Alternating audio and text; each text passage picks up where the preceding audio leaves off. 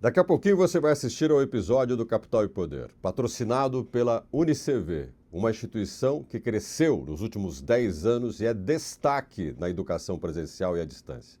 A qualidade da instituição, claro que é um reflexo de sua liderança, que é o nosso entrevistado nesse episódio, José Carlos Barbieri, um professor que foi além da sala de aula e hoje também está à frente da Associação Comercial e Empresarial de Maringá. Um líder de Maringá e de região, que tem uma história inspiradora. Então, fique agora com Capital e Poder, José Carlos Barbieri, patrocinado pela UniCV.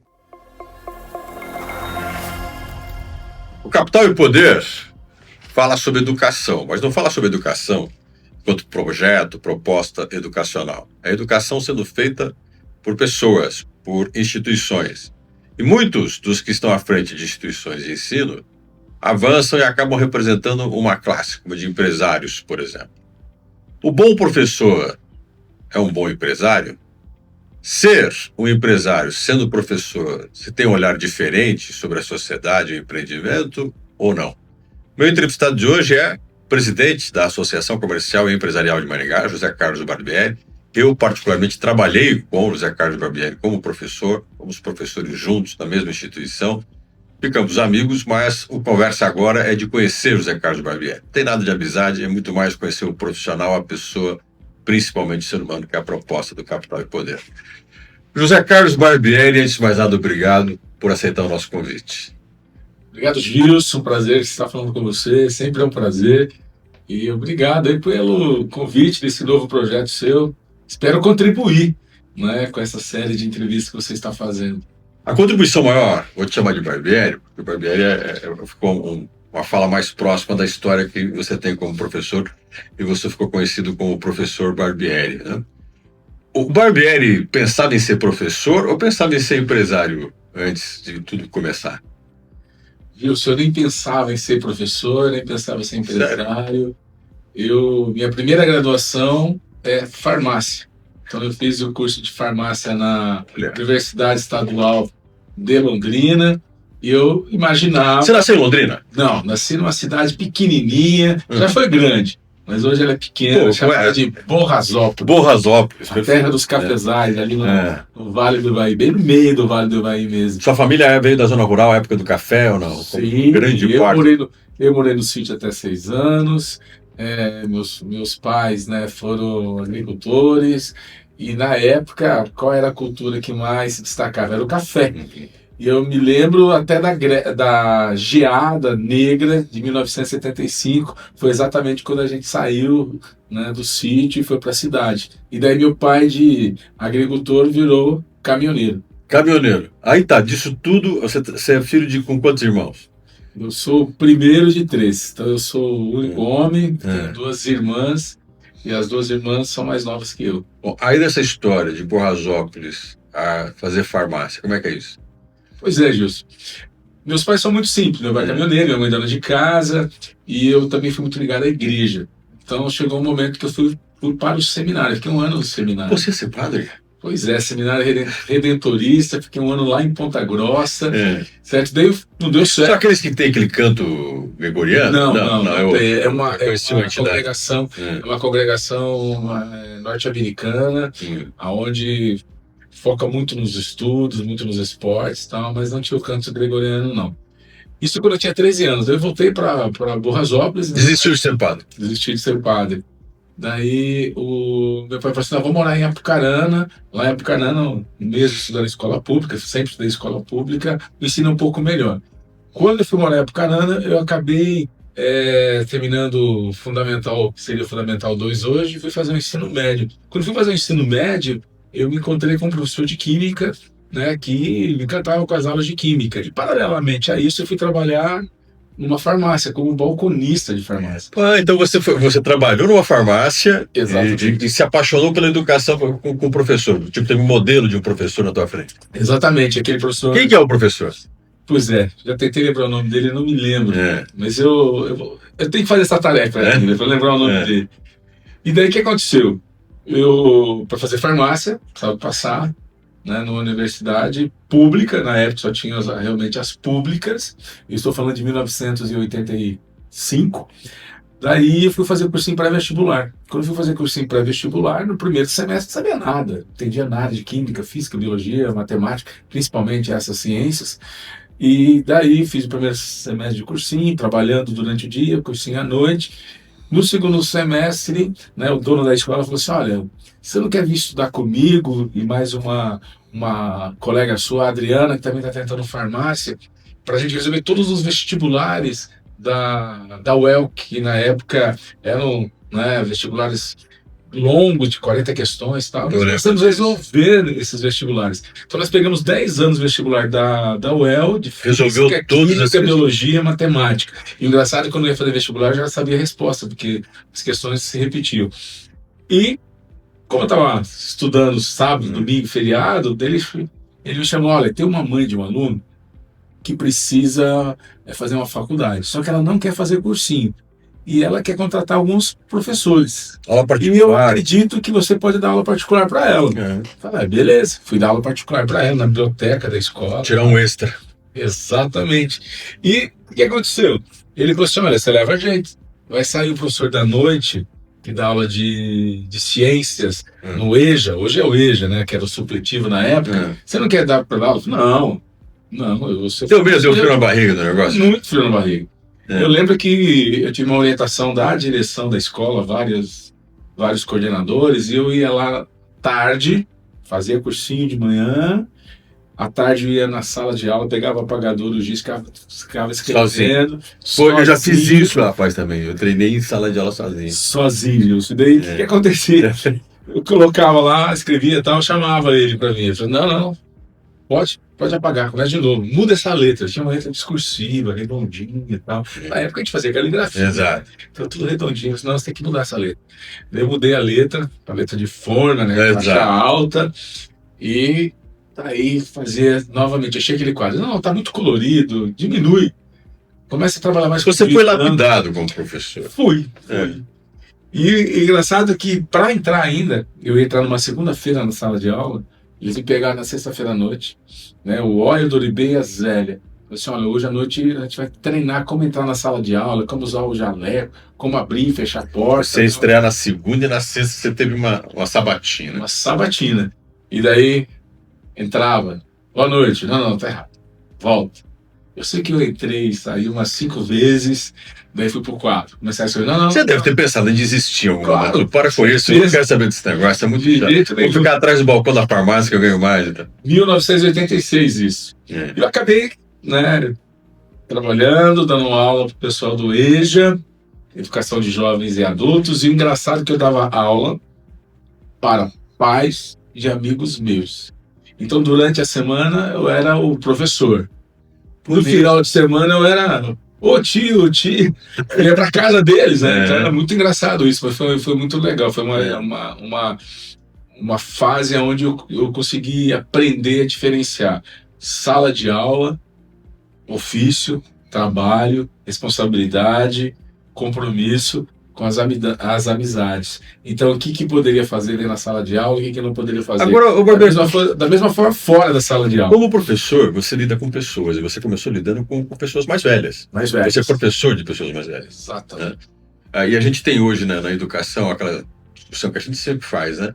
A educação hoje tem pessoas com perfis muito diferentes. Você tem hoje uma instituição de ensino médio, uma escola fundamental e média, e você tem também a instituição de ensino superior. Né? Isso.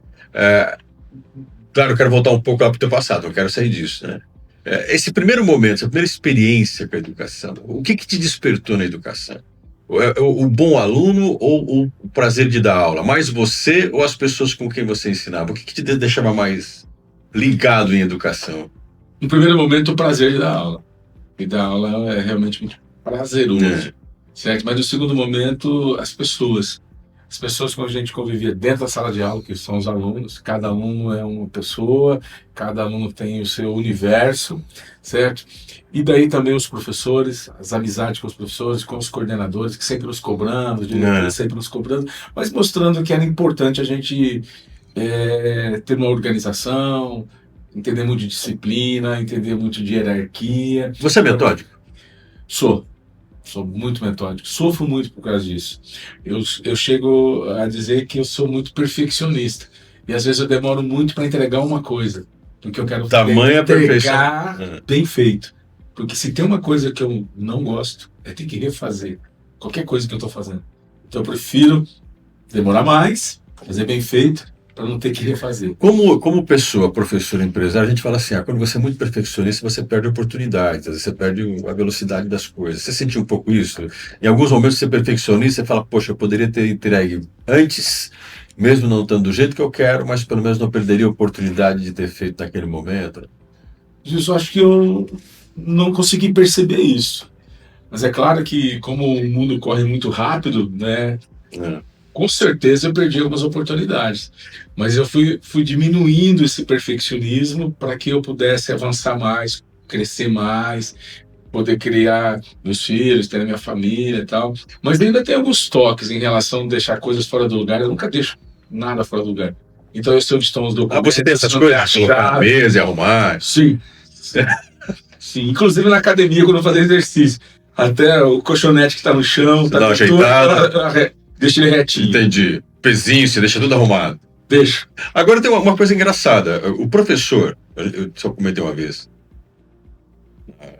no curso, o professor sempre foi, para uma grande parte dos colegas que a gente conviveu, não todos, né, não estou generalizando em hipótese alguma, até que eu, por exemplo, adoro dar aula, era tido como UTI, a última tentativa do indivíduo.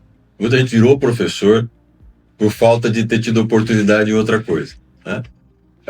E você foi uma pessoa que virou um professor que teve sucesso. Tua carreira não começou ali só dando aula para adultos, você criou uma carreira. O que você considera que foi o fator que determinou você dar certo como professor? Olha, de estar aberto sempre a aprender. Então eu fiz muitos cursos, fiz muitos congressos, fiz muitos workshops, então eu sempre estive aberto a aprender. E acho que isto é de ter a humildade de saber que eu não sei tudo, mas que eu posso aprender e posso avançar. Então, durante muito tempo, eu, mesmo dando aula já, eu entrava em salas de aula dos meus amigos, né, sempre de aula de biologia. Então, o Baroni, que hoje é médico lá em Voiporã, era meu professor. Então, eu entrava para assistir às aulas do Baroni. Ele dava aula só para aprender com ele, ver a forma que ele dava aula. Exatamente, de zoologia, de genética. E eu fiz isso também com o Hugo, que hoje é um dos sócios, né, do Colégio Positivo lá em Londrina. Eu também entrava para assistir aula do Hugo, que dava aula de botânica. Então, eu sentava de uma forma humilde para aprender as dicas, a forma de abordar o aluno, a forma de explicar mais de uma forma para que o aluno pudesse atender. Então eu sempre fiz isso. E até hoje na instituição, quando tem semana pedagógica, eu sempre vai na fila. Eu sou o último a sair da sala. E quando eu não entendo, eu faço pergunta. Quando eu não concordo muito com o que está sendo debatido, eu ponho meu ponto de vista para ouvir o ponto de vista de quem está falando, porque de repente eu posso estar errado em relação a um determinado assunto, determinado conteúdo. O profissional, professor, você foi professor por um tempo, você teve professores, você hoje tem professores que trabalham com você bem mais jovens. O professor mudou? Ou ainda a essência de ser professor para você é a mesma? Acredito que o professor mudou. O que tem mudado? Na nossa época a gente era muito Caxias, né? Falando quando eu dei aula, eu fiquei em sala de aula durante 28 anos. Então a gente era muito Caxias e a gente tinha só a função, o ofício de professor. Hoje, o que acontece?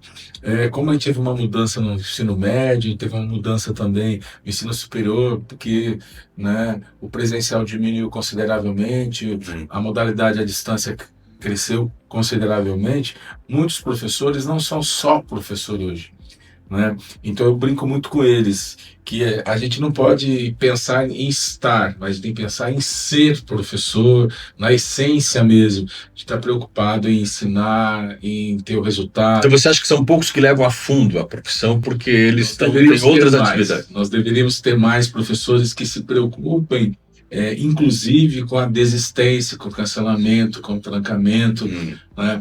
Que hoje a gente observa que os jovens também mudaram muito mais do que a nossa profissão, e muitos jovens, aquele primeiro empecilho, aquela primeira dificuldade, já vou desistir, vou cancelar, vou trancar. E o professor acaba achando que isso é normal, mas não é normal, né? Porque a gente está perdendo a oportunidade de participar da vida, da formação de um excelente profissional lá na frente, né? Então, eu acredito que nós como professores, eu vinculo também, a gente precisa estar mais comprometido com a pessoa aluno, com a formação do aluno, para que o aluno possa realmente terminar o que ele começou. Com essa paixão toda em sala de aula, a farmácia, o balcão da farmácia foi embora. Você não quis mais Foi saber. embora, Deus, foi embora. Mas você fez o curso de farmácia? Fiz. E foi assim, eu comecei a dar aula então... Antes de entrar na faculdade. E daí, como eu entrei em sala de aula antes, eu fui fazer o curso de ciências na Fafijam, Faculdade de Jandaia, né? Daí dava aula e fazia o curso de ciências. Daí, no segundo ano, eu passei no vestibular.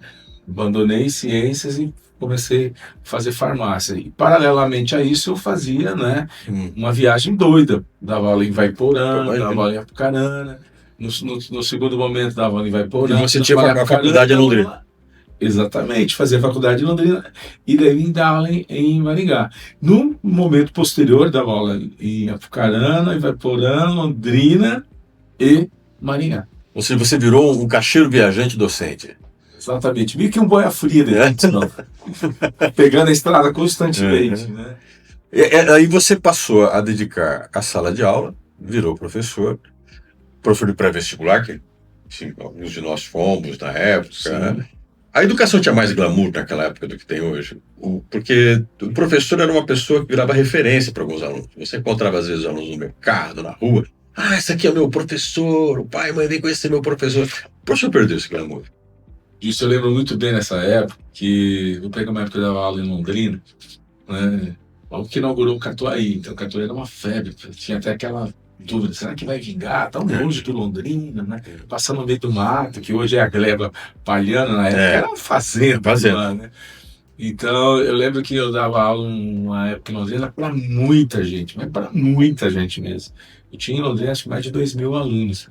E chegava algumas vezes no Catuaí, lá em Londrina. Você tinha que cruzar com eles, né? Não, eu tinha desconto, mas desconto, mas o valor é outro. Não, é que você é meu professor, certo? Então a gente realmente tinha ali, né, os alunos muito próximos da gente, os alunos tinham a gente como ídolo, os alunos eram assim, bem diferentes do que hoje, né? Porque hoje também a tecnologia fez com que o aluno tenha, né? Tem aí diversas atividades no dia. E não, naquela época não tinha, era Xerox, naquela época que o professor falava não tinha o Google para pesquisar, então a gente era tido realmente, o que ele falou tá certo.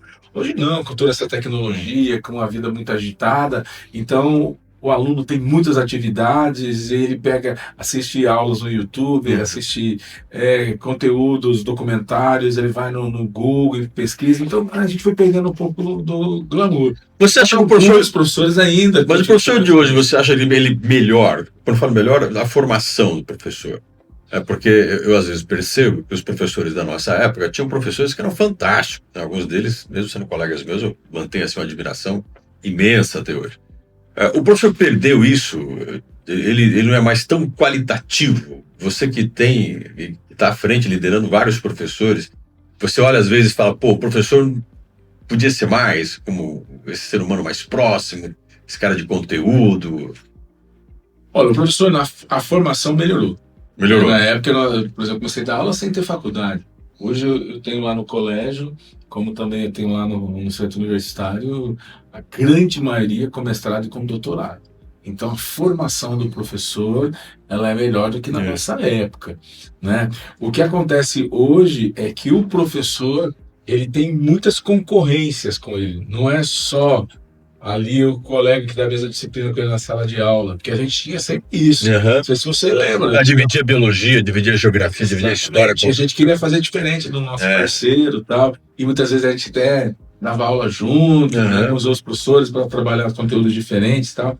Então hoje a concorrência do professor é muito grande. Então por isso né, perdeu um pouco do glamour, mas o professor continua sendo importante, o professor não será substituído de forma alguma, ele vai mudando o seu papel, porque hoje com as salas de metodologias ativas e até mesmo com o novo ensino médio que veio, o aluno realmente virou protagonista, e ele acaba, né, como aluno, definindo o seu processo de ensino-aprendizagem, né? Então, perde-se um pouco do brilho, mas da mesma forma, ele nunca foi e nunca será substituído.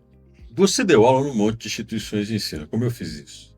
Eu estava em 3, 4 escolas, andava de uma cidade para outra.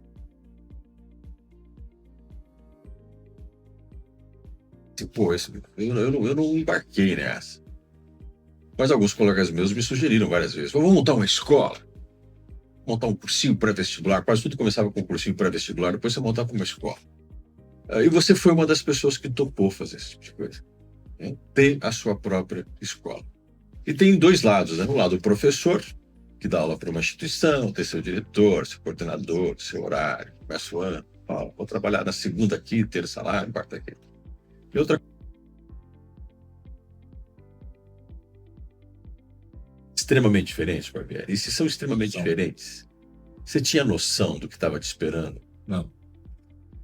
Foi bem diferente. Então fala. Eu vim para Maringá dar aula pela primeira vez no final do ano de 88. Vim para dar aula no colégio, na época era o Colégio Drummond, que hoje é o Colégio Anglo. Na época os mantenedores eram o Edson Cabora e o Vander. E funcionava na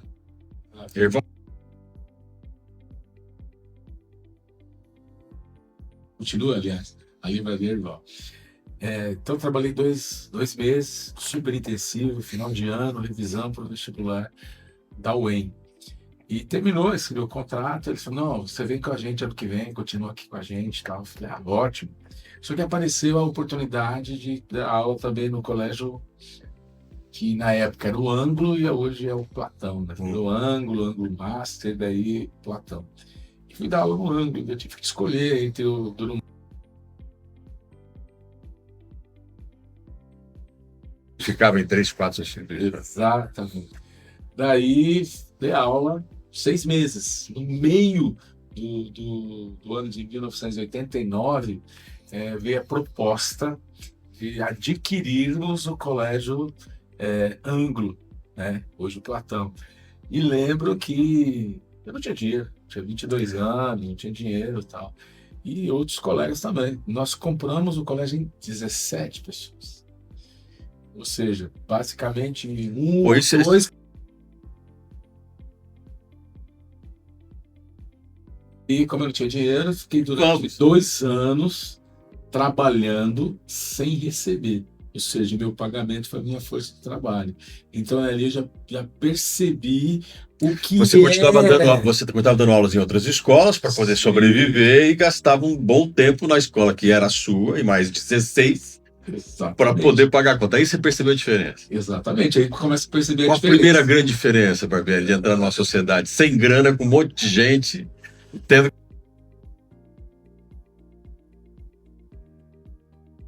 a responsabilidade de manter os salários em dia, a responsabilidade de manter os impostos e encargos em dia, que a gente nunca imagina como é a vida de um empresário, né, para fazer a coisa funcionar. O funcionário fala, eu ganho sempre, o funcionário vai achar que ganha pouco. E muitas vezes ganha pouco mesmo. Ele quer mais. Só que ele não tem noção, e eu não tinha também naquela época, que se ele ganha 1.000, nós pagamos mais 1.000 quase de impostos e encargos e tudo mais.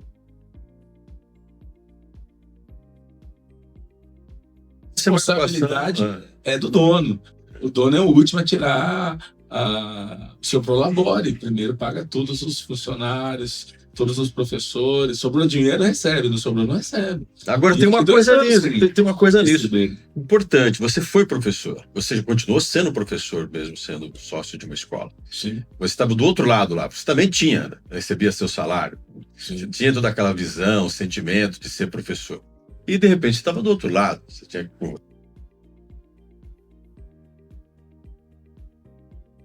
Sim, tinha um outro lado que tinha que ser administrado. Com 16 pessoas. né? Que era um negócio muito maluco, né?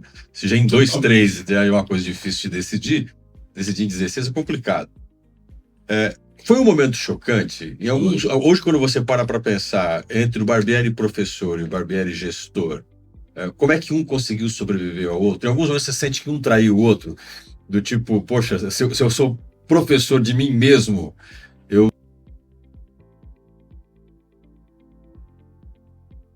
você acha o melhor professor? Gilson, o que aconteceu? Dos 17 ficamos em 6 durante os anos. Por causa dessa situação de Claro. ter que bancar. Alguns não aguentaram ter que tirar dinheiro do bolso para poder se manter como sócio, né? Então, alguns já foram saindo. E, é claro, como eu dava aula em outros colégios, lá eu era colaborador, funcionário, aqui eu era dono, aqui eu tinha que dar exemplo e tinha que me posicionar. Então, internamente, sempre tinha uma briga mantenedor. E aqui, como mantenedor, eu tinha que dar exemplo em tudo que eu tinha que fazer.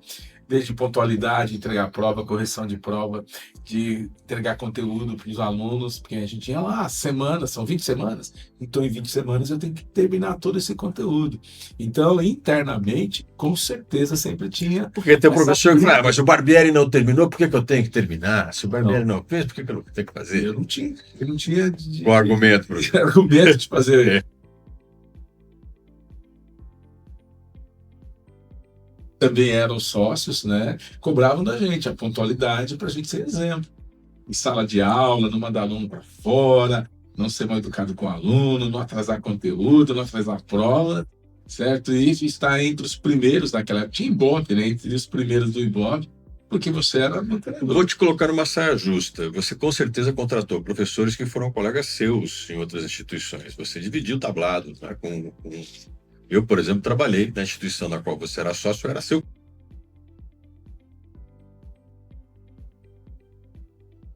funcionário, professor da sua instituição. Rompeu com você, pô, Barbieri, eu esperava isso de você, ou você mudou, a imagem muda quando você vira o gestor de uma empresa, com pessoas que um dia já te viram como colega de trabalho, parceiro, como professor. Com certeza, nós tivemos isso, algumas situações, e até eles tinham que entender, amizade, negócio à parte, né? Então, alguns deixaram de ser professor da instituição, né?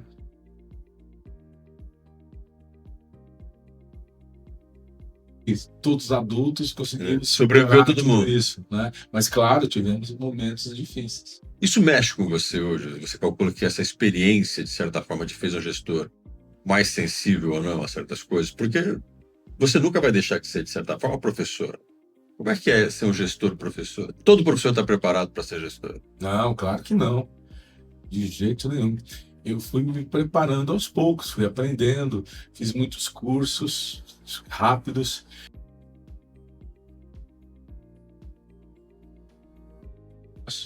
Para aprender um pouco de finanças, recursos humanos, marketing, né? Depois a segunda pós foi especificamente de marketing, foi uma área que eu gostei bastante. Então, nós, como professores, tem que estar constantemente se preparando, estudando, né? Então, fez com que eu, para assumir realmente a função de diretor administrativo, que foi a primeira função que eu fiz, que eu exerci, eu tive que suar a camisa, né? Porque eu tinha que me posicionar.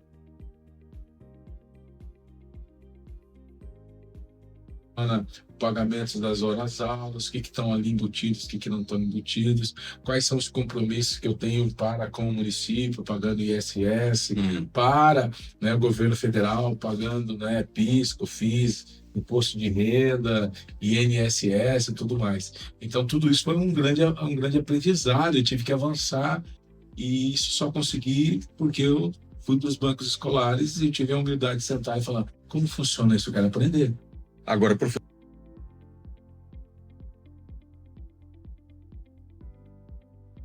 tem um lado seu que, de certa forma, você sempre pensa, pô, o que me levou a ser professor foi um lado mais humano, de lidar com gente, a educação, né, formar pessoas. O empresário, a gente sempre olha ele com um olhar mais objetivo, frio, técnico. E você é as duas coisas. Né? Você é as duas coisas. Calculo que professores que trabalham com você se sentem mais à vontade de conversar contigo porque pensam, estou falando com o professor. O que fala mais alto dentro de você?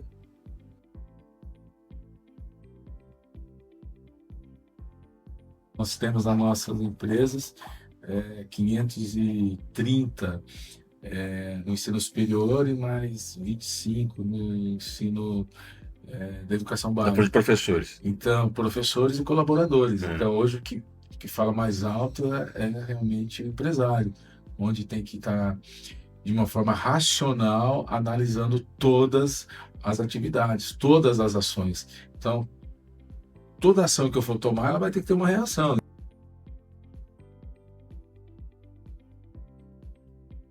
Dizer um não, que esse não seja bem entendido. Eu não começo pelo não, normalmente. Eu começo expondo o porquê que eu vou dar a resposta sim ou o porquê que eu vou dar a resposta não. Então, eu tenho que ser muito mais racional, porque se eu não for racional, eu acabo tendo problema com o próprio negócio e posso ter que dispensar colaboradores, professores, porque tomei uma decisão errada. Mas é que tá, você tem uma trajetória como sócio, você entrou de sócio, né, no que hoje é o Platão. Montar uma outra instituição de ensino. Na realidade, Jesus, quando eu saí do Platão, eu já estava há aproximadamente 7 anos sendo sócio da instituição. E o legal... Então você já tinha colocado o pé no lugar. Já, eu estava com... Já que você falou em pé, com os 2 pés. O que aconteceu? Num determinado momento, foram surgindo colégios aqui na cidade, e esses colégios foram concorrendo muito com o Platão. Ganhando Então a gente mercado. dividiu demais o número de alunos.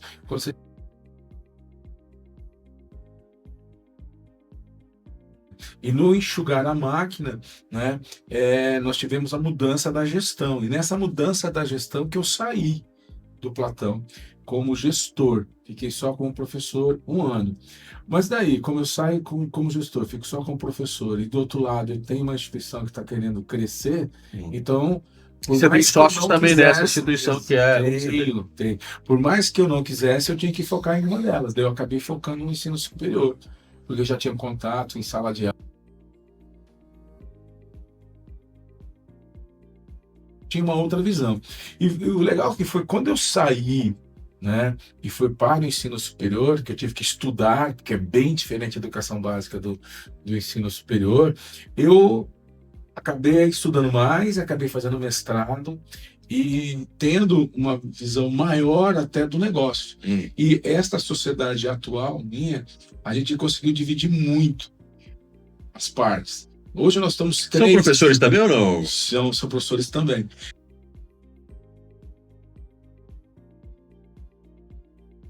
Da parte pedagógica, da parte acadêmica, eu cuido da parte administrativa. Daí eu tenho o meu sócio Hamilton, que cuida da parte financeira, as finanças estão com ele, a controladoria está com ele. E eu tenho o sócio Plínio, que cuida da parte comercial. Hoje você sabe, né, que a parte comercial de uma instituição de ensino ela é extremamente importante, porque você tem que estar a todo momento fazendo uma análise de mercado, fazendo uma análise do que está sendo ofertado. Na sociedade anterior, as funções não eram muito bem claras. Nesta, a gente dividiu muito bem. Na primeira, todo mundo jogava em tudo quanto é campo, né? Na segunda, se definiu bem. A gente era mais jovem, não tinha muita experiência, certo? Daí nós tínhamos alguns sócios que eram já mais velhos, que tinham mais experiência, e de repente não confiavam na gente que era muito jovem, pode ser isso. Mas nessa, embora eu ainda sou o mais jovem da sociedade,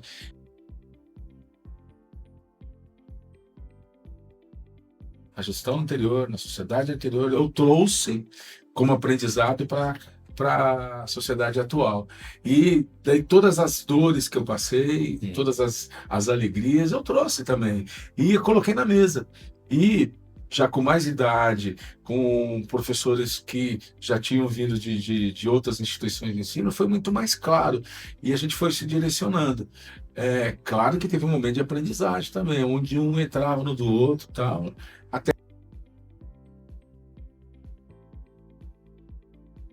a sua parte, nós nos reunimos 2 vezes por semana Uhum. e a gente coloca na mesa quais são, né, as vitórias, quais são as dificuldades, né, quais são as alegrias, e a gente senta, conversa, tomamos decisões, e se a decisão tomada é na área pedagógica, acadêmica, eu tenho a responsabilidade de finalizar.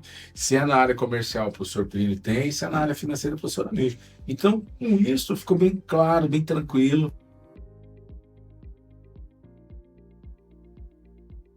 Instituições. Eu vou, também para a parte final da nossa conversa, eu preciso tirar de você uma coisa que eu acho fantástica na sua própria história. Fantástica esse lado positivo, que eu admiro. Por outro lado, eu imagino as consequências que isso tem para você. Certo. Tá claro? Porque tem o lado da admiração do bem feito, mas tem um preço que o bem feito tem, que às vezes a gente não sabe o quanto, né? Você se destacou na tua função como gestor educacional, você esteve à frente do Cinep durante muito tempo, acho que ainda tem, né, uma vice-presidência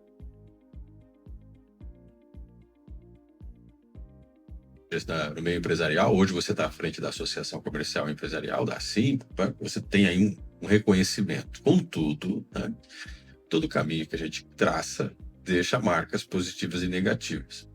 Calculo que o Barbieri é um ser humano como qualquer outro que chega em casa de vez em quando, uma sexta-feira, um sábado, no da semana, tem um pouco de descanso no fim, e você pensa na tua trajetória, né? E a gente faz isso no dia do aniversário, pensa na tua trajetória. E aí você Final do pensa, ano. exatamente, as coisas que a gente faz um ciclo.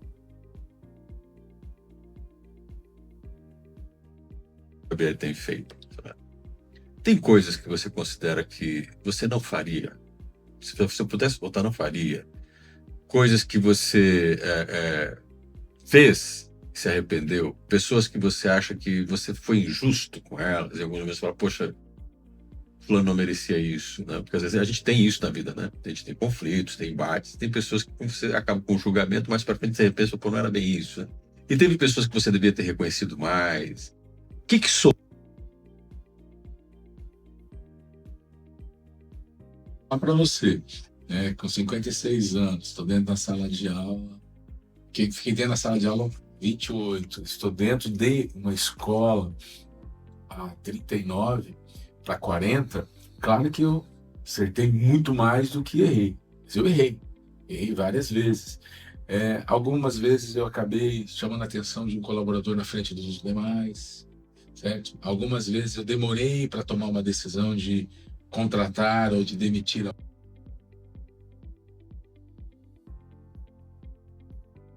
Tido mais maturidade na hora de cobrar, na hora de posicionar, na hora de dar o feedback, certo? E também ter mais maturidade até para comemorar as vitórias que a gente obteve durante a nossa trajetória. Você acha que você excedeu na comemoração, não comemorou o suficiente? Eu acho que exatamente. Faltou comemorar mais com o time, porque você não faz nada sozinho. Cada vez tocar um negócio, a gente precisa das pessoas. E quando a gente precisa das pessoas, a gente precisa dessas pessoas, mas a gente precisa reconhecer e valorizar essas pessoas. Então, em algumas vezes, eu voltaria atrás na hora de fazer uma cobrança, na hora de chamar atenção, certo? Na hora de dar um feedback. E também voltaria atrás e comemorar mais etapas, mais vitórias que a gente teve durante todo esse período. Com você cometeu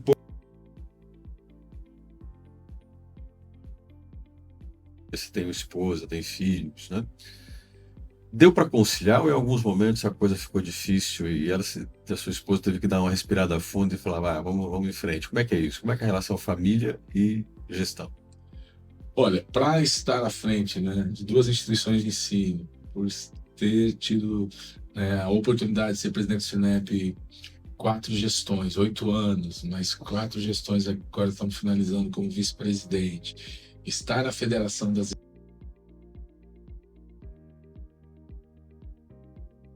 ter passado pelo CODEM, né, por várias etapas, ali como coordenador da Câmara Técnica de Educação, depois como vice-presidente, daí como presidente. Você tem compromisso de inteiro. Estar na CIM, né, agora à frente da CIM, comecei lá no Copegem, claro que em vários momentos, em vários momentos eu não pude estar presente, né, como eu gostaria.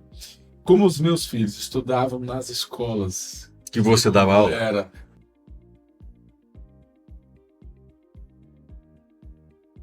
deles, né? Porque era da própria escola, não tinha como. Eu que ajudava a fazer toda a organização ali atrás, né, sendo o responsável pelos bastidores. Então, eu sempre tive presente. Mas eu não tive presente muitas vezes em atividades que os pais hoje participam, Em casa, no certo? dia a dia. Porque eu estava trabalhando. Então, esta é uma culpa que eu carrego. Mas, assim, eu fui tão rigoroso com eles na educação e que eles foram entendendo.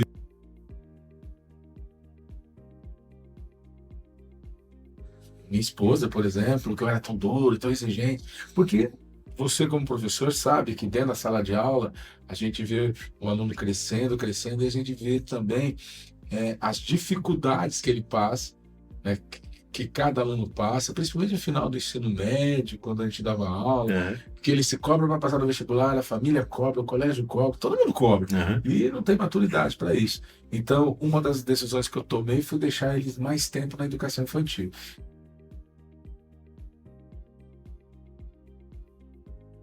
A faculdade com 18 anos, e como eu não estava muito presente, eu nunca fiz tarefas com eles, porque eu falava assim, a tarefa é sua, você tem que fazer essa tarefa.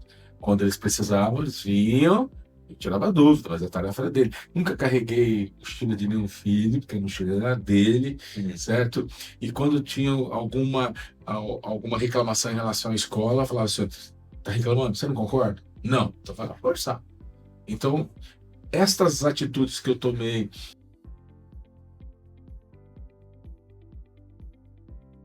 há 2 anos, e na infraestrutura da nossa instituição, ele que toca as obras, ele que acerta com o engenheiro, que ele é engenheiro, ele que toca, né, com os arquitetos, com os colaboradores. Ele tem 50 colaboradores que ele está, né, no seu guarda-chuva, e ele só tem 25 anos.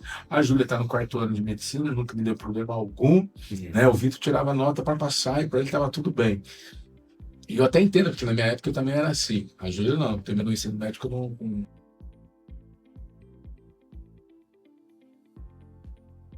não estando presente em todos os momentos que eu deveria estar. Mas, em compensação, né, eu fui mostrando para eles que eles também tinham que tomar suas decisões, tinham que ser responsáveis, tinham que ter disciplina, tinham que ter organização. E hoje a gente tem uma relação super boa, né, nós 4. O Vitor vai casar ano que vem, então vem a 5ª pessoa para a família, né, mas a relação nossa, graças a Deus, é tranquila, muito boa. Para fechar, eu vou unir duas.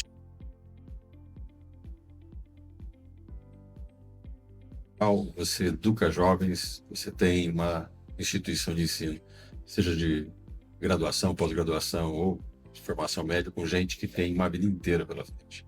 Não todos, né? Também você tem, na tua instituição, pessoas com mais idade. E mudou muita coisa. Conceitos, valores, relacionamento, vínculos, aquilo que você tinha um respaldo total de pensar que tem uma família conservadora atrás daquele monte de garotos e garotas que a gente dava aula, não tem, né? Hoje mudou muito isso. E você está numa sociedade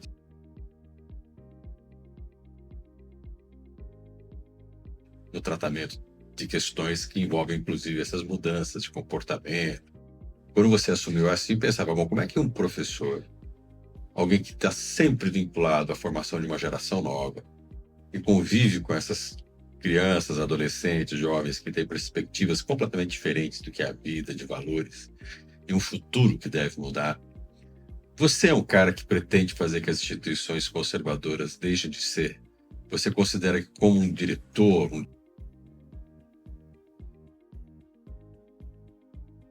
aberto à diversidade, a gente tem que aberto ao diálogo, e às vezes você é pressionado por pais e colegas empresários assim, não, a gente não vai fazer, como é que é isso?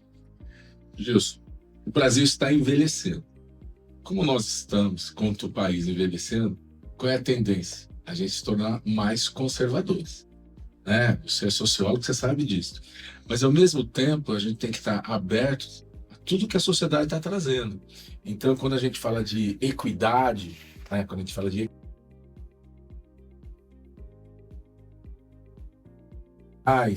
ESG, por exemplo, nós temos que praticar isso.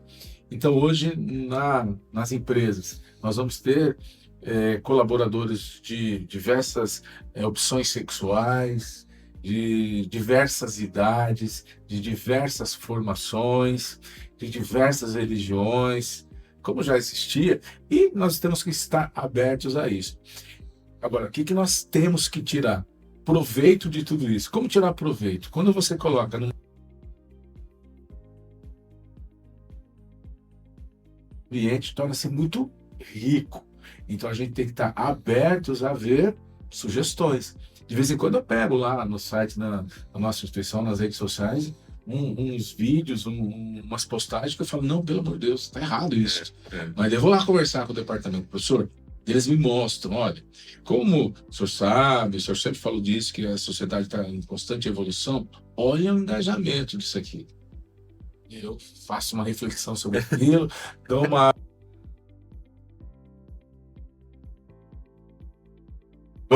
Vamos aceitar. Temos que aceitar isso, né?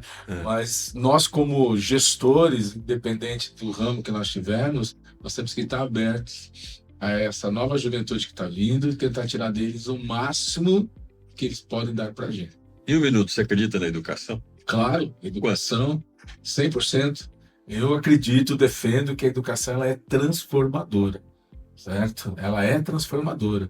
Hoje, quando eu vou no médico, quando eu vou no dentista, quando eu trato com um advogado,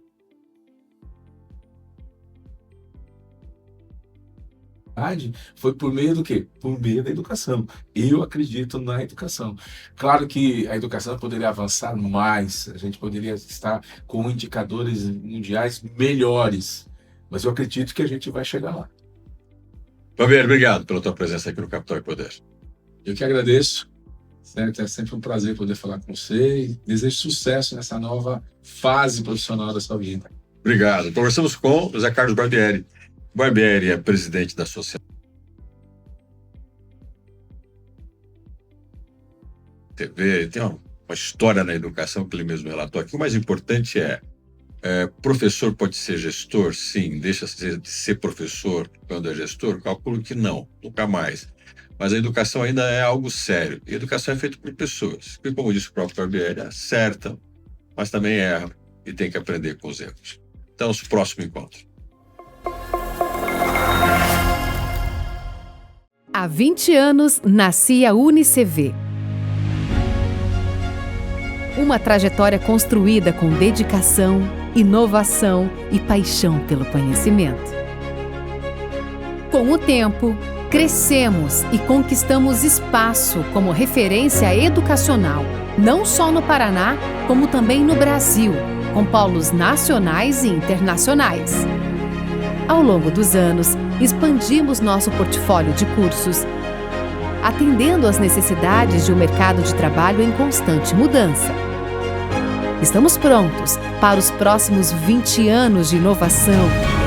UniCV 20 anos. Tradição que inspira. Inovação que transforma.